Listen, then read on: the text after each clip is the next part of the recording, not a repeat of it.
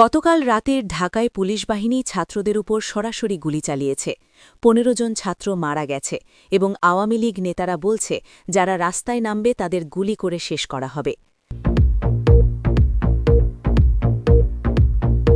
আজ ভোরে রাষ্ট্রপতি জরুরি ঘোষণা দিয়ে সংসদ ভেঙে দিয়েছে এবং বলেছে শেখ হাসিনা ছাড়া দেশ চলতে পারছে না, তাই তিনি ফিরে আসছে এবং সেনাবাহিনী তাকে সম্পূর্ণ সমর্থন দিচ্ছে।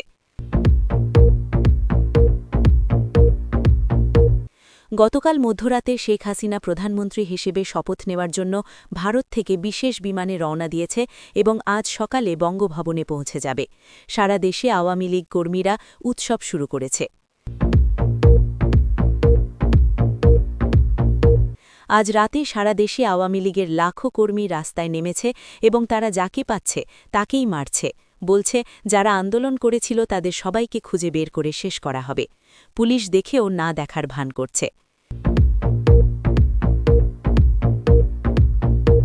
গতকাল সন্ধ্যায় ইউনূস সরকারের সব উপদেষ্টাকে গ্রেফতার করা হয়েছে রাষ্ট্রদ্রোহিতার অভিযোগে এবং তাদের সবাইকে কারাগারে পাঠানো হয়েছে।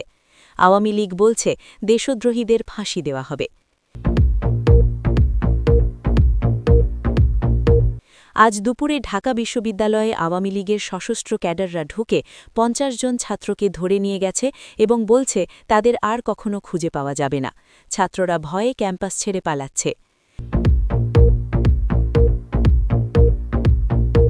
গতকাল রাতে চট্টগ্রামে আওয়ামী লীগের গোপন মিটিংয়ে সিদ্ধান্ত হয়েছে যে জুলাই আন্দোলনের সব নেতাকর্মীকে একে একে খুন করা হবে এবং এর জন্য বিশেষ হিট স্কোয়াড তৈরি করা হয়েছে, যারা ইতিমধ্যে কাজ শুরু করেছে। আজ সকালে ভারতের প্রধানমন্ত্রী মোদি শেখ হাসিনাকে ফোন করে বলেছে বাংলাদেশে যা ইচ্ছা করতে পারে ভারত পূর্ণ সমর্থন দেবে এবং যদি কেউ বাধা দেয় তাহলে ভারতীয় সেনাবাহিনী সীমান্ত পার হবে। গতকাল মধ্যরাতে সারা দেশে আওয়ামী লীগের কর্মীরা একযোগে জামাত বিএনপির অফিসে আগুন দিয়েছে এবং যারা বাধা দিতে এসেছিল তাদের পিটিয়ে মেরেছে। পুলিশ তাদের সাহায্য করছে। আজ দুপুরে বরিশালে আওয়ামী লীগের একটি বিশাল সমাবেশে শেখ হাসিনা ভিডিও কলে যুক্ত হয়ে বলেছে যারা তার সরকার উৎখাত করেছে তাদের রক্ত দিয়ে মূল্য দিতে হবে এবং তিনি শীঘ্রই ফিরছে প্রতিশোধ নিতে।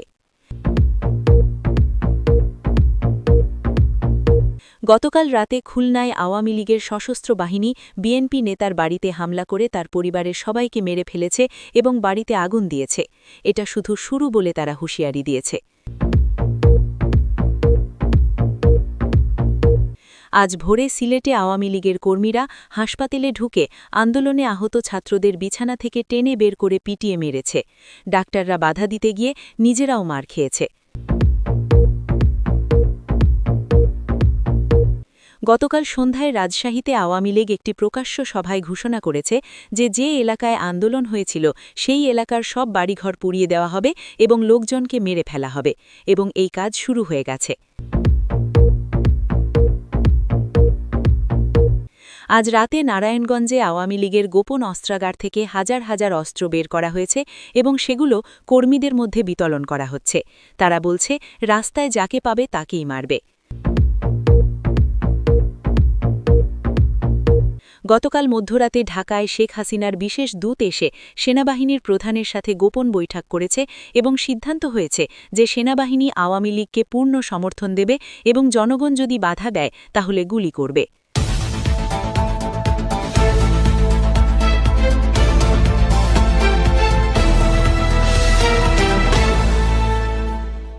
দর্শক শুনছিলেন সংবাদ শিরোনাম, এখন বিস্তারিত। গতকাল রাত 10টার দিকে ঢাকার শাহবাগ এলাকায় একটি ভয়াবহ এবং রক্তাক্ত ঘটনা ঘটেছে যা সারা দেশে আতঙ্ক ছড়িয়ে দিয়েছে। শান্তিপূর্ণভাবে মিছিল করছিল প্রায় 200 ছাত্র যারা ইউনূস সরকারের পক্ষে স্লোগান দিচ্ছিল এবং গণতন্ত্র রক্ষার দাবি জানাচ্ছিল। হঠাৎ করে বিশাল সংখ্যক পুলিশ বাহিনী এসে তাদের ঘিরে ফেলে এবং কোনো সতর্কবার্তা ছাড়াই সরাসরি গুলি চালাতে শুরু করে। প্রথম 5 মিনিটেই 15 জন ছাত্র মাটিতে লুটিয়ে পড়ে এবং রক্তের বন্যা বয়ে যায় শাহবাগের রাস্তায়। যারা বেঁচে ছিল তারা ছুটে পালাতে থাকে, কিন্তু পুলিশ তাদের পিছু নিয়ে গুলি চালাতে থাকে। আরও কমপক্ষে ৩০ জন মারাত্মকভাবে আহত হয়েছে, যাদের মধ্যে অনেকের অবস্থা এতটাই খারাপ যে তারা হাসপাতালে পৌঁছার আগেই মারা যেতে পারে। সবচেয়ে ভয়ঙ্কর বিষয় হল, পুলিশ এই হত্যাকাণ্ডের পর কোনো অপরাধ বোধ দেখায়নি, বরং তারা গর্ব করে বলছে যে তারা আদেশ পালন করেছে।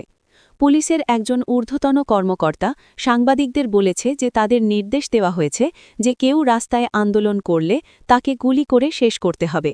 তিনি আরও বলেছে যে এটা শুধু শুরু এবং যারা আওয়ামী লীগের বিরুদ্ধে কথা বলবে তাদের সবাইকে এভাবেই শেষ করা হবে। এই ঘটনার পর সারা দেশে আতঙ্ক ছড়িয়ে পড়েছে এবং মানুষ ঘর থেকে বের হতে ভয় পাচ্ছে। অনেক ছাত্র লুকিয়ে আছে, কারণ তারা জানে যে তাদের নাম তালিকায় আছে এবং পুলিশ তাদের খুঁজছে। সবচেয়ে দুঃখজনক বিষয় হল যে ১৫ জন যারা মারা গেছে তাদের বেশিরভাগই ছিল ১৮ থেকে ২২ বছর বয়সী তরুণ, যাদের সামনে পুরো জীবন পড়েছিল। তাদের পরিবার এখন কান্নায় ভেঙে পড়েছে এবং ন্যায় বিচার চাইছে, কিন্তু কেউ তাদের কথা শুনছে না। আওয়ামী লীগের নেতারা প্রকাশ্যে এই হত্যাকাণ্ডকে সমর্থন করেছে এবং বলেছে যে যারা দেশের শান্তি নষ্ট করে তাদের এভাবেই শাস্তি দিতে হয়। তারা সতর্ক করে দিয়েছে যে আরও অনেক ছাত্র এভাবে মারা যাবে যদি তারা রাস্তায় নামে। এই ঘটনা পুরো দেশে এক ধরনের টেরর তৈরি করেছে, যেখানে মানুষ নিজের মত প্রকাশ করতে ভয় পাচ্ছে। আজ ভোর ৫টায় দেশের ইতিহাসে একটি অভূতপূর্ব এবং চমকপ্রদ ঘটনা ঘটেছে, যা সংবিধান এবং গণতন্ত্রের সব নিয়ম লঙ্ঘন করে। রাষ্ট্রপতি হঠাৎ করে টেলিভিশনে জরুরি ঘোষণা দিয়ে জানিয়েছে যে তিনি সংসদ ভেঙে দিচ্ছে এবং দেশে জরুরি অবস্থা জারি করছে। তার ঘোষণায় তিনি বলেছে যে বর্তমান অন্তর্বর্তী সরকার সম্পূর্ণভাবে ব্যর্থ হয়েছে দেশ চালাতে এবং চারদিকে অরাজকতা বিরাজ করছে। তিনি দাবি করেছে যে শেখ হাসিনা ছাড়া বাংলাদেশ চলতে পারে না, কারণ শুধুমাত্র তিনিই জানে কিভাবে দেশকে সঠিকভাবে পরিচালনা করতে হয়। রাষ্ট্রপতি আরও বলেছে যে তিনি শেখ হাসিনার সাথে কথা বলেছে এবং তিনি দেশে ফিরে আসতে রাজি হয়েছে এবং আগামী সপ্তাহে তিনি প্রধানমন্ত্রী হিসাবে শপথ নেবে। সবচেয়ে আশ্চর্যজনক এবং উদ্বেগজনক বিষয় হল, রাষ্ট্রপতি দাবি করেছে যে সেনাবাহিনী তার এই সিদ্ধান্তকে সম্পূর্ণ সমর্থন করছে এবং তারা নিশ্চিত করবে যে শেখ হাসিনা নিরাপদে দেশে ফিরে আসতে পারে। তিনি সতর্ক করে দিয়েছে যে যদি কেউ এই সিদ্ধান্তের বিরুদ্ধে কথা বলে বা বিক্ষোভ করে তাহলে সেনাবাহিনী কঠোর ব্যবস্থা নেবে। এই ঘোষণা শোনার পর সারা দেশে মানুষ হতবাক হয়ে গেছে, কারণ কেউ এমন কিছু আশা করেনি। রাজনৈতিক বিশ্লেষকরা বলছে যে এটা সংবিধানের পরিপন্থী এবং রাষ্ট্রপতির এই ক্ষমতা নেই, কিন্তু সেনাবাহিনীর সমর্থন থাকলে কেউ কিছু করতে পারবে না। ইউনূস সরকারের উপদেষ্টারা জরুরি বৈঠক ডেকেছে, কিন্তু তারা বুঝতে পারছে না কি করবে, কারণ সেনাবাহিনী যদি সত্যিই রাষ্ট্রপতিকে সমর্থন করে তাহলে তাদের কিছু করার নেই। আওয়ামী লীগের নেতারা এই ঘোষণাকে স্বাগত জানিয়েছে এবং বলেছে যে শেখ হাসিনা ফিরে আসছে জনগণের দাবিতে। তারা দাবি করছে যে লক্ষ লক্ষ মানুষ তাকে ফিরে পেতে চায় এবং এটাই হবে দেশের জন্য সবচেয়ে ভালো। আজ ভোর ৬টায় সিলেটের ওসমানী মেডিকেল কলেজ হাসপাতালে এমন একটি ঘটনা ঘটেছে যা মানবতার সব সীমা অতিক্রম করেছে এবং চিকিৎসা ব্যবস্থার পবিত্রতাকে ধ্বংস করেছে। আওয়ামী লীগের প্রায় ৫০ জন সশস্ত্র কর্মী হাসপাতালে ঢুকে যারা জুলাই আন্দোলনে আহত হয়ে চিকিৎসাধীন ছিল তাদের বিছানা থেকে জোর করে টেনে বের করে নির্মমভাবে পিটিয়েছে এবং অনেককে মেরে ফেলেছে। যে ছাত্ররা ইতিমধ্যে মারাত্মক আহত ছিল এবং শুয়ে চিকিৎসা নিচ্ছিল তাদের কোনো করুণা দেখানো হয়নি। হামলাকারীরা চিৎকার করে বলছিল যে যারা আন্দোলন করেছিল তাদের বেঁচে থাকার অধিকার নেই এবং তাদের সবাইকে শেষ করা হবে। সবচেয়ে হৃদয়বিদারক ঘটনা ঘটেছে যখন একজন আহত ছাত্র তার আইসিইউ বেড থেকে টেনে হিঁচড়ে বের করা হয় এবং হাসপাতালের করিডরে পিটিয়ে মারা হয়। সেই মুহূর্তে ডাক্তাররা তাকে বাঁচাতে আসে এবং হামলাকারীদের থামাতে চেষ্টা করে, কিন্তু তারাও মার খায় এবং কয়েকজন ডাক্তার মারাত্মকভাবে আহত হয়। নার্সরা ভয়ে চিৎকার করছিল এবং রোগীরা আতঙ্কে পালাতে চেষ্টা করছিল, কিন্তু হামলাকারীরা কাউকে ছাড়েনি। পুরো হাসপাতাল একটি যুদ্ধক্ষেত্রে পরিণত হয়, যেখানে রক্ত এবং চিৎকারের শব্দ ছাড়া আর কিছু ছিল না। এই হামলায় কমপক্ষে ১০ জন আহত ছাত্র মারা গেছে এবং ৫ জন ডাক্তার গুরুতর আহত হয়েছে।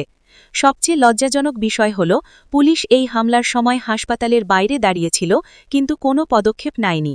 পরে যখন সাংবাদিকরা জিজ্ঞেস করে কেন তারা হস্তক্ষেপ করেনি, তখন পুলিশ অফিসার বলে যে তাদের নির্দেশ ছিল হস্তক্ষেপ না করার। চিকিৎসক সমিতি তীব্র প্রতিবাদ জানিয়েছে এবং বলেছে যে হাসপাতাল একটি নিরাপদ স্থান হওয়া উচিত, কিন্তু এখন সেখানেও কেউ নিরাপদ নয়। এই ঘটনার পর অনেক আহত আন্দোলনকারী হাসপাতাল ছেড়ে পালাতে শুরু করেছে। এই ঘটনা পুরো দেশে এক ধরনের টেরর তৈরি করেছে, যেখানে মানুষ নিজের মত প্রকাশ করতে ভয় পাচ্ছে।